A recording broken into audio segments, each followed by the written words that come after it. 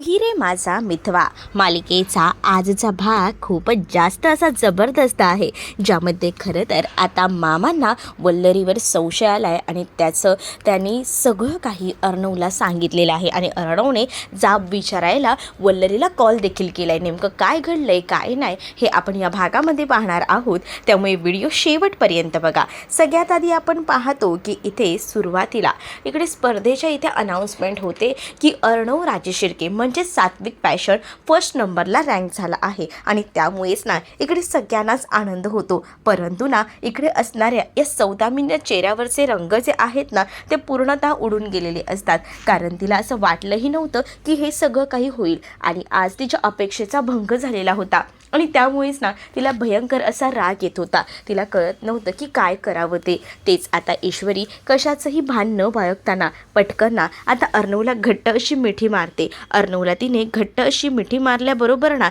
इकडे आता तेच ना तो देवसरे पुढे येतो आणि म्हणत असतो की अरे अरे नाही काहीतरी चूक झालेली आहे, थांबा मी तुम्हाला सांगतो. कारण आहे ना हा सात्विक फॅशन या स्पर्धेत ना डिस्क्वालिफाईड आहेत असंही आता बोललं जात असतं. मग तेव्हाच आता काय म्हणतोय नेमका देवसरे हे कोणालाच काहीच कळत नसतं. देवसरेने आता तो निकाल हातात घेतलेला असतो आणि मग आता तो बघत असतो आणि त्याने आता सांगितलेलं असतं की तुम्ही काहीतरी चुकीचा निकाल लावलाय, म्हणजे सात्विक फॅशन यांनी 2 तास तब्बल 25 सेकंद जास्त घेतलेली आहेत आणि त्यामुळे ह्या स्पर्धेतून खरं तर ते डिस्क्वालिफाईड आहेत असंही आता म्हटलं जातं. देवसरे जेव्हा ह्या सगळ्या काही गोष्टी बोलतात तेव्हा मात्र आता तिथे असणारे परीक्षक हे खूपच जास्त चिडलेले असतात आणि ते परीक्षक आता रागारागातच देवसरेला म्हणत असतात की म्हणजे तुम्हाला काय म्हणायचं काय आहे, आम्ही चुकतोय का, म्हणजे तुम्ही जे करताय ते योग्य आहे आणि आम्ही जो निर्णय घेतलाय तो चुकीचा आहे हेच म्हणायचंय का तुम्हाला. तेव्हाच ना सगळेजण चकित असतात की नेमकं हा काय बोलतोय काय नाही. प्रत्येकजण आता विचार करत असतात की ह्यांना काय सांगायचं काय आहे.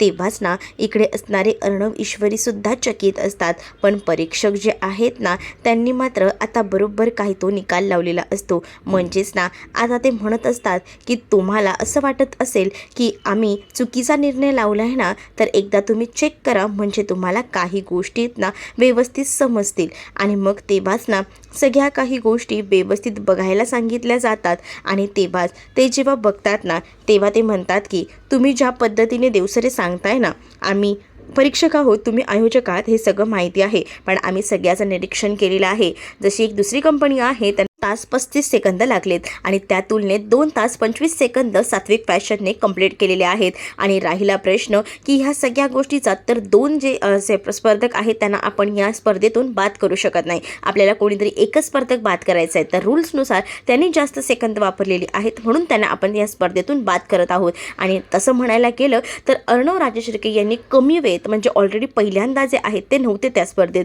आणि नंतर कमी वेळेत जे काही उत्तम काम केले ना त्यामुळेच आम्ही त्यांना विनर केलेलं आहे असं देखील आता बोललं जात असतं. आणि जेव्हा या सगळ्या काही गोष्टी बोलल्या जातात ना तेव्हा मात्र आता खूप मोठा धक्काच इथे असणाऱ्या या देवसरेला बसलेला असतो. खरं तर खूप जास्त राग ना नम्रताला येत असतो, कारण नम्रताने कधीही विचार केला नव्हता की या सगळ्या गोष्टी अशा घडतील, पण आज नम्रताला वेळ आलेली होती. मग आता या सगळ्याच्या ह्याच्यामुळे मी तुम्हाला एकच सांगतो की विनर जर असेल ना तर तो फक्त अर्णव राजेशिर्के, आणि अर्णव राजेशिर्केचं आता खूप जास्त कौतुक केलं जातं असतं. अर्णवच्या नावाचा सगळीकडेच बोलबाला होत असतो. अर्णवने जे काम केलेलं असतं ना ते एकदम परफेक्ट केलेलं आहे याबद्दल सगळीकडे बोललं जात असतं, कारण अर्णवला वेळ खूप कमी दिलेली होती आणि त्या कमी वेळातच अर्णवने उत्तम कामगिरी केलेली होती. पण त्यामध्येच ना नम्रता तोंड देखलं आपलं हा करायचं म्हणून तिथे उभी होती आणि टाळ्या वाजवत होती, कारण आहे ना तिला त्याच्याबद्दल काहीच वाटत नव्हतं.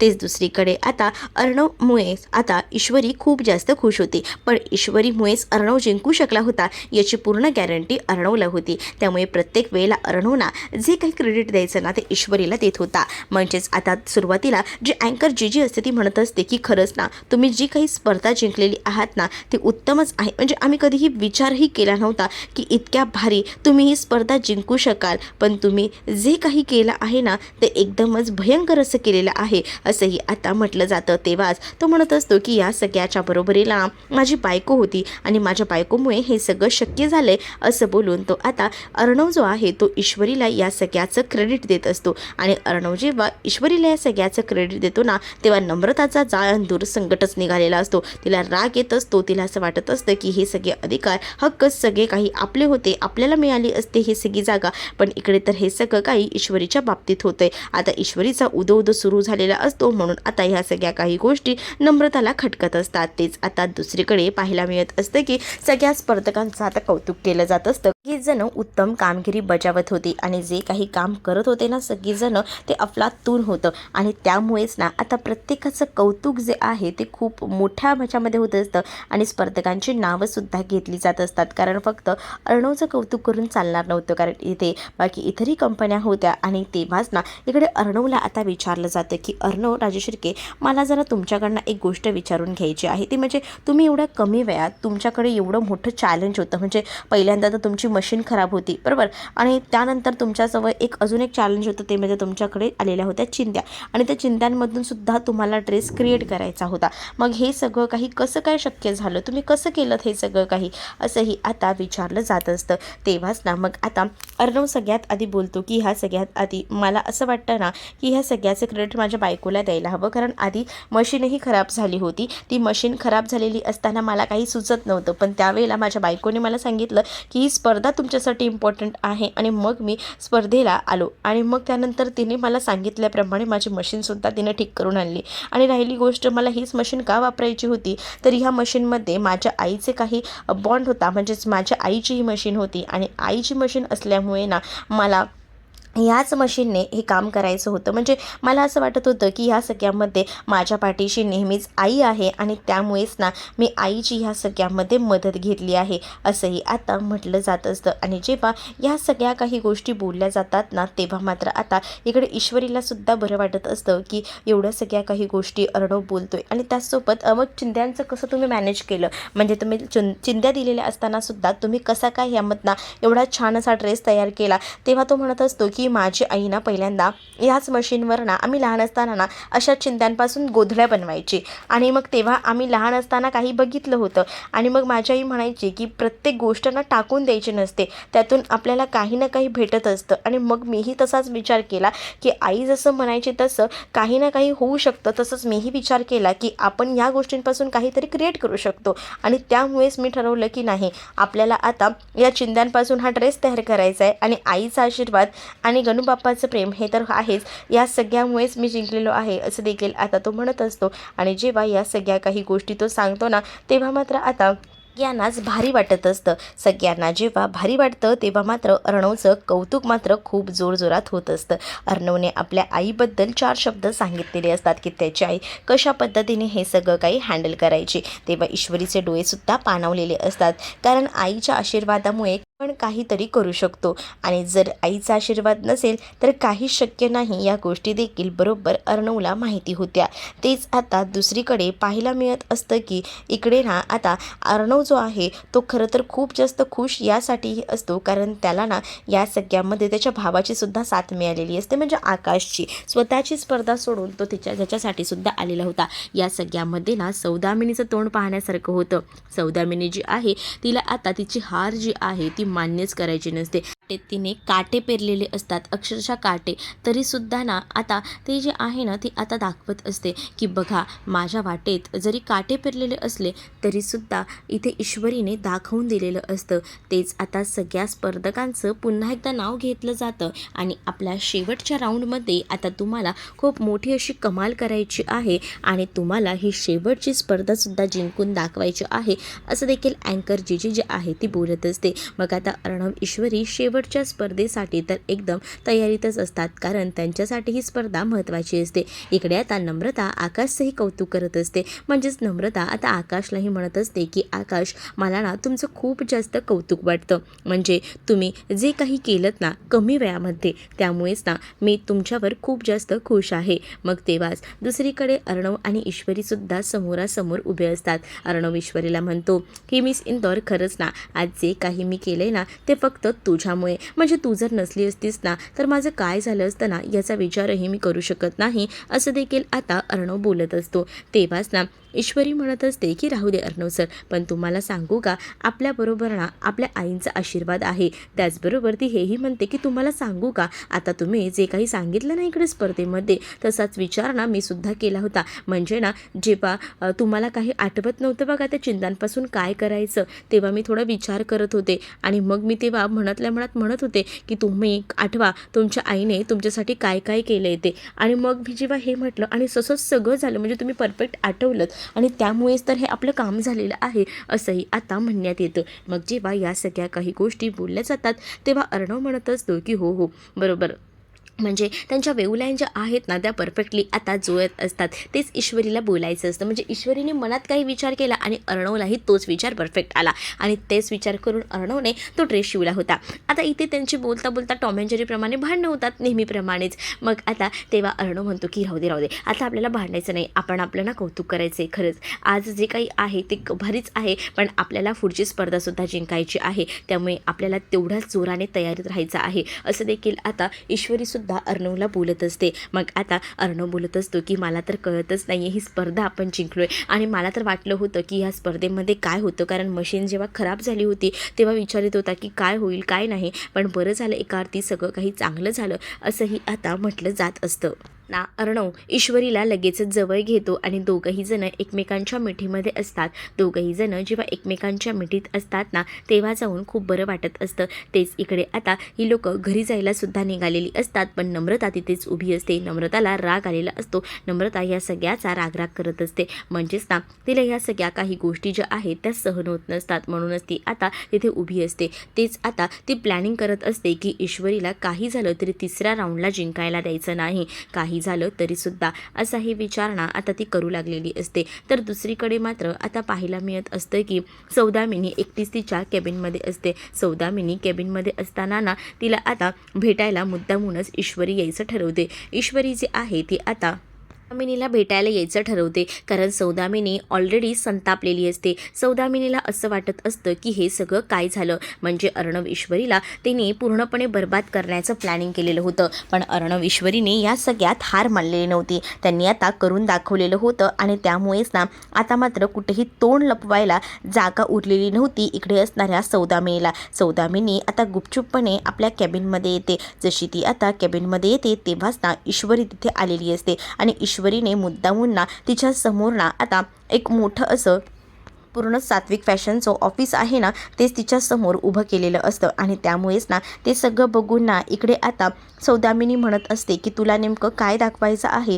तेव्हा सौदामिनीला ती म्हणत असते की तुम्हाला माहीत नसेल पण मीच तुम्हाला तेच दाखवू पाहते जे तुम्हाला बघायचं आहे. आणि मग आता ती सुरू होते. मग तेव्हाच ना ईश्वरी म्हणत असते की आज सकाळपासून ना मी शांत आहे, पण याचा अर्थ असा नाही ना की सगळ्या काही गोष्टी मी विसरली आहे, तर हा तुमचा गैरसमज आहे. सकाळपासून जे जे काही चाललंय ना ते सगळं सुरुवातीपासून मी बघितलं आहे आणि त्यामुळेच ना मी इथपर्यंत आलेली आहे, कारण आज तुम्हाला बोलणं गरजेचं होतं. तुम्हाला असं वाटतंय की आम्ही तुम्हाला बोलत नाही याचा अर्थ तुम्ही काही कराल, पण आम्ही काय विचार केला की ही स्पर्धा आहे म्हणून मी आणि अर्णव सरना शांत बसलो होतो, पण इथून पुढे ना तुमची कोणतीही मनमानी ना मी सहन करणार नाही आहे. तुम्हाला काय वाटलं आज सकाळपासून तुम्ही ज्या ज्या काही गोष्टी केल्यास आम्हाला स्पर्धेमधनं हरवण्यासाठी, त्या सगळ्या काही गोष्टी आम्ही विसरलो आहे का, तर नाही, त्या सगळ्या काही गोष्टी ना आम्ही जराही विसरलेलो नाही आहे. त्यामुळे तुम्हाला असं वाटत असेल की ह्या सगळ्या गोष्टी आम्ही विसरलो असू,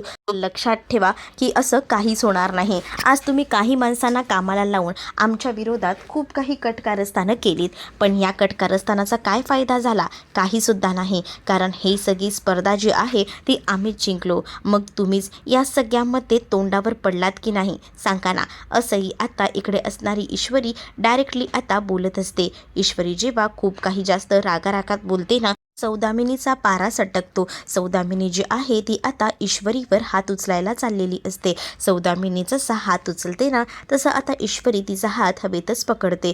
जसा आता ईश्वरीने तिचा हात पकडलेला असतो तसं आता ईश्वरी म्हणत असते की तुम्हाला काय वाटलं या सगळ्या काही गोष्टी ज्या आहेत त्या अशाच होतील का? तर नाही.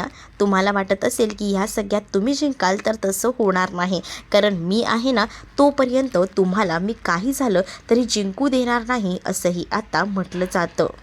त्यामुळे ना इथून पुढे जर आमचा नाद करायचा असेल ना तर जरा ना योग्य तो वापर करा. म्हणजे मला एवढंच म्हणायचं आहे की उगाच ना नादी लागू नका. नादी लागलात ना तर त्याचे परिणाम ना खूपच वाईट होतील असं देखील आता म्हटलेलं असतं. आणि मग जेव्हा ईश्वरीने हात तिचा असाच वरती पकडलेला असतो ना तेव्हा मात्र आता इकडे असणारी ही जी वल्लरी आहे ना तिला आता समजत नसतं की काय करावं ते. तिची आता चारही बाजूने ईश्वरीने कोंडी केलेली असते.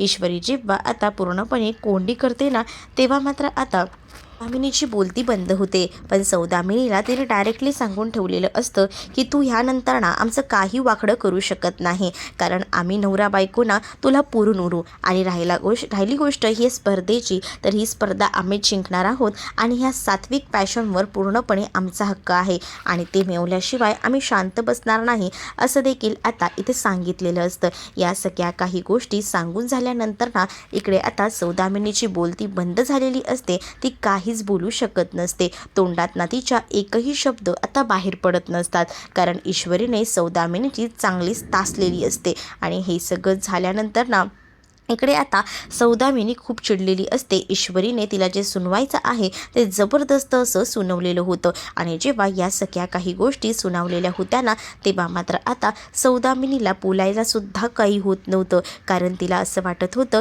की ती या स्पर्धेमध्ये अर्णव ईश्वरीला हरवणार आहे. या सगळ्यामध्ये काही झालं तरीसुद्धा तुम्हालाच आम्ही हरवू असं देखील ईश्वरीने तिला ओपन चॅलेंज केलेलं असतं. आणि ती तिला सुनावते आणि तिकडनं निघून जाते. ईश्वरीने सुनावल्यानंतर जेव्हा ती तिकडनं निघून जाते ना तेव्हा सौदामिनी प्रचंड भडकलेली असते. कारण ही कालची पोरं आज मला येऊन सुनावतायत, मला काय काय बोलतायत. आणि या सगळ्या काही गोष्टी ज्या आहेत ना त्या डोक्यात चाललेल्या असतात इकडे असणाऱ्या या सौदामिनीला काही गोष्टी कळतच नसतात काय करावं. आता घरी सगळी जण आलेली असतात. तेच आता देवाचे आशीर्वाद वगैरे घेतात. कारण देवाच्या आशीर्वादाशिवाय काही शक्य नाही आहे. देवाचे आशीर्वाद वगैरे घेतात. आणि मग नंतर आजी बोलत असते की आज जी काही स्पर्धा आहे ती माझी मुलं दोघंही जण जिंकलेली आहेत आणि असंच यश दे देवा असं देखील आता आजी बोलत असते. आणि आजीने ऑलरेडी प्रसादसुद्धा देवासमोर ठेवलेला असतो. तो प्रसादही आजी आता सगळ्यांना देत असते. अर्णव काही नाही म्हणत असतो. मग तेव्हाच ना आजी अर्णवला म्हणत असते की असं समज की तुझ्या आईने आशीर्वाद म्हणून तुला दिलेला आहे, मग तर तुला ठेवून घ्यावाच लागेल असंही आता बोललं जातं. मग आता अर्णव गुपचूपपणे प्रसाद घेतो. तेच आता इकडे अर्णवचं कौतुक तर होत असतं. पण या सगळ्यामध्ये ना ईश्वरीचं घरात आल्यावर कौतुक सोहळा सुरू होतो. म्हणजे आता मामासुद्धा ईश्वरीला म्हणत असतात की काय गं कसली कमाल केलीस गं. म्हणजे आम्ही तर विचारही केला नव्हता की या सगळ्या काही गोष्टी अशा होतील. पण जे काही तू जमवलंयस ना कमाल गं कमाल असंही बोलून आता मामा जो आहे तो ईश्वरीचं कौतुक करत असतो. मामा जेव्हा ईश्वरीचं कौतुक करतो तेव्हा आता ईश्वरीबद्दल बोलायला सुरुवात होते. तर दुसरीकडे आता जो आकाश आहे तो सुद्धा म्हणत असतो की हो हो बरोबर हां, म्हणजे तुमच्या दोघांचेही वेवलाईन कसे जुळतात गं, एकदम परफेक्ट. जेव्हा दादाला मदत हवी असते तेव्हा परफेक्ट वेळेला तू असतेस. मग तेव्हा दुसरीकडे ईश्वरी म्हणत असते की ते सगळं जाऊ दे भाऊजी, पण मला ना खरं तर तुमचं कौतुक खूप जास्त करावं असं वाटतं. कारण ना मी विचारसुद्धा केला नव्हता. म्हणजे तुम्ही ना सगळ्या काही गोष्टी तुम्ही खरं तर प्रतिस्पर्धी होतात तरीसुद्धा तुम्ही सगळ्या काही गोष्टी सोडून ना आमच्यासाठी मशीन ठीक करायला आलात का. तर तुमचा हा भाऊ आहे पण असं बघायला गेलं तर या स्पर्धेमध्ये तुम्ही प्रतिस्पर्धी होतात तरीसुद्धा तुम्ही हा विचार केलात नाही. मग आता आजी बोलत असते की कायम ना तुम्ही दोघंही जण असेच राहा भाऊ भाऊ म्हणून. पण इथे असणारी ही जी नम्रता असते ना त्या नम्रताला ह्या सगळ्या गोष्टीचा राग येत असतो. कारण नम्रताला माहिती असतं की अर्णवने जी काही बाजी मारलेली होती ती फक्त आकाशने मशीन रिपेअर करायला मदत केली होती आणि त्यामुळेच ना आता ह्या सगळ्या काही गोष्टी तिला आठवत राहतात. आणि मग नम्रताला हे सगळं काही वागणं ना थोडंसं खटकत असतं, नम्रताला राग येत असतो. पण तरीसुद्धा नम्रताला आता शांत बसण्यापासून पर्याय नव्हता. पण नम्रताने आता मनात विचार केलेला होता की इथे ईश्वरीचं कौतुक सुरू झालं आहे, म्हणजे 108 वेळा जपमाळ घेऊन सुद्धा ईश्वरीचं नाव घेतलं ना तरी ह्यांना कमी पडणार नाही, असंही आता इथेही म्हणत असते. मग दुसरीकडे आजी आता म्हणत असते की आज घरात एवढा आनंदाचा क्षण आहे आणि मी ठरवले काही झालं तरी ना आज गोडाधोडाचं काहीतरी बनवायचं.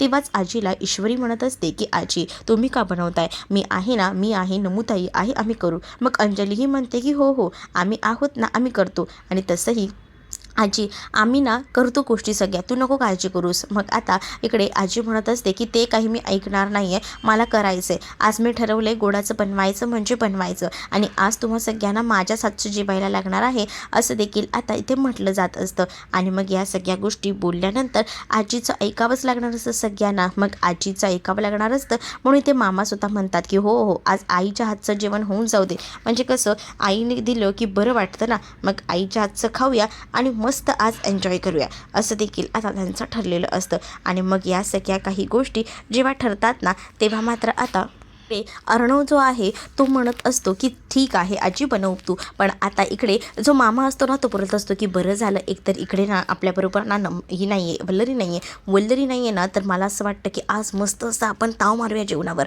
म्हणजे बघ अजूनही तू वल्लरीला मिस करतोय, वल्लरी नाही आहे तरी तुला वल्लरीची आठवण मात्र आल्याशिवाय राहत नाही हां, असंही मामाला बोलून आता सगळीजणं चिडवत असतात. तेच आता मामा जे आहेत ते म्हणत असतात की ती उलट नाही आहे ना, ते एका अर्थी बरे, मला बरं वाटते जरा, काय सांगू तुम्हाला. आणि त्याचबरोबर दुसरीकडे आता पाहायला मिळत असतं की इकडे आजी ऐकत नसतात, कारण ईश्वरीचं म्हणणं असतं की आजीची जे काही वय आहे त्यानुसार आजीने जेवण वगैरे करायला किचनमध्ये जायला नको. पण आजी ऐकायला तयार नसतात ना, आजी म्हणतात की मी करेन, तू नको काळजी करू.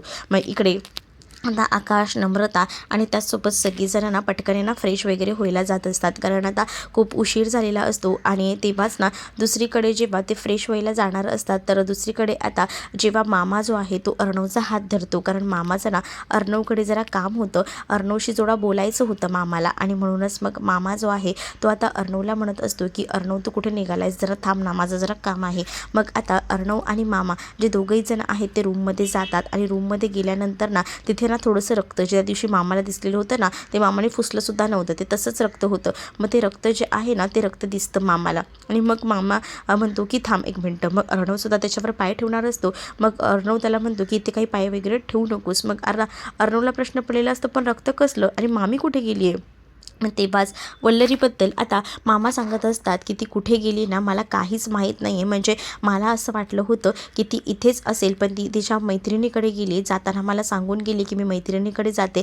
मग मीही म्हटलं ठीक आहे, पण मला ना काहीतरी संशय येतोय, म्हणजे वल्लरीवर इथे ना रक्त पडलेलं होतं तेव्हापासून मला डाऊट येतोय. मग मामा तू त्या दिवशी का नाही सांगितलंस, असं देखील आता इकडे अर्णव बोलत असतो. अर्णवने असं म्हटल्याबरोबर इकडे मात्र मामा बोलतो की आपल्याला त्या दिवशी स्पर्धेची किती घाई होती, तू सुद्धा बघितलंस ना, मग कसं सांगणार आहे मी, म्हणून मग मला आत्ता लक्षात आलं, म्हणून मी तुला हे सगळं आत्ता सांगितलं आहे, असं देखील इकडे मामा जो आहे तो बोलत असतो. आणि मामा जेव्हा ह्या सगळ्या काही गोष्टी बोलतो तेव्हा मात्र आता अर्णवच वल्लरीला फोन करायचं ठरवतो. अर्णवने आता वल्लरीला कॉल केलेला असतो. तर इकडे वल्लरी म्हणत असते की अर्णव बोल ना, आज कसं काय माझ्याकडे काम काढलंस. त्यावर आता अर्णव म्हणत असतो की हो आमची स्पर्धा झाली. त्यावर आता वल्लरी म्हणत असते की हो हो मला कळलं, तुम्ही स्पर्धा खूप जास्त गाजवली आहे, एकदम कमाल केली आहे ते. मग आता वल्लरीकडे अर्णव बोलत असतो की मी त्यासाठी तुला कॉलच केला नाही आहे, माझं तर जरा तुझ्याकडे वेगळं काम आहे, थोडं वेगळं. मग आता वल्लरी घाबरते की अर्णव आता आपल्याला काय विचारणार आहे वेगळं, म्हणजे खरं तर ना आता वल्लरीला हे सगळ्याचा जाब विचारायचं असतं अर्णवला, की रूममध्ये हे रक्त कसलं आहे, काय आहे,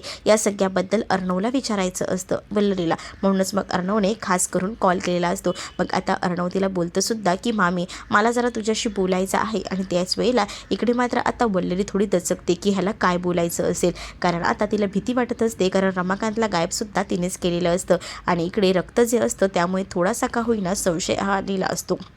तेच आता दुसरीकडे या सगळ्या काही गोष्टी होत असतात तेव्हा वल्लरी घाबरलेली असते. तर पुढील भागामध्ये आता पाहायला मिळतं की अर्णव आणि ईश्वरी आईचा फोटो घेऊन बसलेले असतात आणि आईच्या फोटोशी आता ईश्वरी गप्पा मारत असते. ईश्वरी आईला सांगत असते की आई, तुमची जी काही इच्छा ती आता मी पूर्ण करणार आहे. काही झालं तरीसुद्धा मी ना, काही झालं तरी ही स्पर्धा जी आहे ती जिंकून दाखवणारच आहे आणि आम्ही, तुमचा आशीर्वाद आमच्या पाठीशी असेल ना तर आम्ही काही करू शकतो, असं देखील आता तिने म्हटलेलं असतं. तेच आता दुसरीकडे मात्र अर्णवला सुद्धा ईश्वरीच्या डोळ्यामध्ये आईसाठी पाणी दिसत असतं, अश्रू दिसत असतात. ते दुसरीकडे आता नम्रताला सांगितलेलं असतं की बघ नम्रता, तुला आता काही झालं तरीसुद्धा वल्लरीने म्हटलेलं असतं की ईश्वरीला हरवायचं आहे आणि त्यासाठी तू प्रयत्न करायचे आहेत हेही सांगितलेलं असतं आणि त्यामुळे ना आता पूर्ण प्रयत्नांती आता कामाला लागलेली असते. इकडे देवसेनेवर खूप जास्त भडकलेली असते सौदामिनी, कारण सौदामिनीला सगळीकडनं हारायला भेटलेलं असतं आणि त्यामुळेच ना तिला राग येत असतो. तिला कळत नसतं की आता काय करावं ते. सौदामिनी थेट आता म्हणत असते की अर्णव ईश्वरी ना, काही झालं तरी ही स्पर्धा जिंकायला नको आणि त्यासाठी आता तुम्हीच काहीतरी करायचं आहे. जर नाही करू शकलात ना तर बघा, आणि असं बोलून त्याला आता ते डायरेक्ट पिस्तूलच लावते. मग आता तो सुद्धा खूप जास्त घाबरतो. तर तुम्हाला हा भाग कसा वाटला हे नक्कीच मला कमेंटमध्ये सांगा आणि अशाच नवनवीन भागांसाठी आपल्या चॅनलला सुद्धा सबस्क्राईब करायला विसरू नका. चला तर मग भेटूया पुढच्या भागामध्ये. तोपर्यंत टाटा बाय. व्हिडिओ आवडला असेल तर लाईक करायला विसरू नका.